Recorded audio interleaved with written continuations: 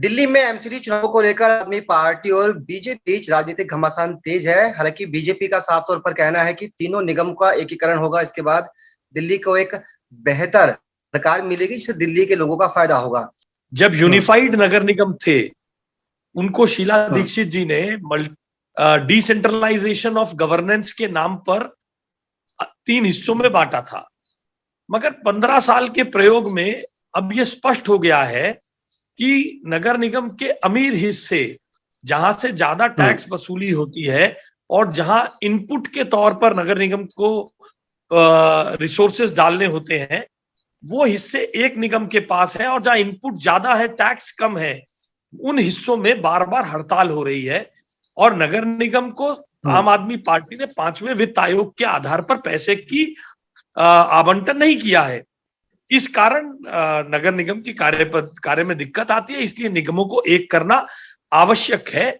ये 2 बड़े कारण हैं जिसलिए निगमों को एक करने का बात की गई है। और समय समय पर, मैं इस बात को आपके माध्यम से कहना चाहता हूं, समय समय पर निगम के विभिन्न प्रस्तावों में, जिसमें आम आदमी पार्टी, कांग्रेस सभी शामिल है, तीनों निगमों का एकीकरण करने के प्रस्ताव को पारित किया है।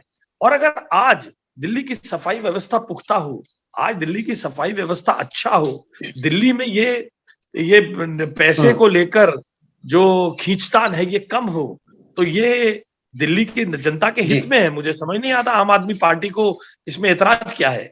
आशीष जी, चुनावों से ऐन पहले ही निगम के एकीकरण की याद आई भाजपा को। टाइमिंग को लेकर भी सवाल है। 5 साल का पूरा टेन्योर बीत गया। 2017 में भी आप लोग थे, सेंटर में आपकी सरकार थी उस दौरान भी, तो बिल्कुल चुनाव से ऐन पहले इस तरह का कदम उठाना। अगर जीतने के बाद कर देते, अगर 2017 का चुनाव जीतने के बाद कर देते, तब भी आम आदमी पार्टी कोई ना कोई इस विषय में आपत्ति दर्ज कराती ही। मेरा सिंपल सा कहना है, ये काम जब भी होंगे, जिस दिन भी होंगे, उस समय पर कोई ना कोई आपत्ति अपने तरीके से दर्ज की जाती है। एक तर्क दिया जा रहा, हमारी हवा चल रही है, हम 90 सीट जीते हैं। अरे साहब, बीजेपी तो 400 सीट जीती है 15 साल बाद। 15 साल लगातार गोवा में जीत रहे हैं, दूसरी टर्म लगातार उत्तराखंड और उत्तर प्रदेश में जीते हैं, दूसरी टर्म लगातार मणिपुर में जीते हैं, पूरी मेजोरिटी के साथ जीते हैं। हवा किसकी चल रही है? 90 सीट वाले की चल रही है या 400 सीट वालों की चल रही है? इसलिए ये पंजाब में बेमानी है। मेरा दूसरा कहना है, एक मेरी बात पूरी होने दे। आम आदमी पार्टी के मुख्यमंत्री और उप मुख्यमंत्री बार बार कहते थे ना, जाओ केंद्र से पैसा ले आओ। आज जब केंद्र नगर निगम को ठीक करने वाले तो एतराज व्यक्त कर रहे हैं कि उनकी जीत और हार, मैं कहता हूं, हो सकता है एकीकरण होने के बाद नतीजा क्या हो तो जनता के हाथ में है। पहले वो अपना विषय इस पे स्पष्ट करें कि वो एकीकरण के पक्ष में है या नहीं है। क्या दिल्ली में मल्टीप्लिसिटी ऑफ गवर्नेंस खत्म होना चाहिए या नहीं होना चाहिए?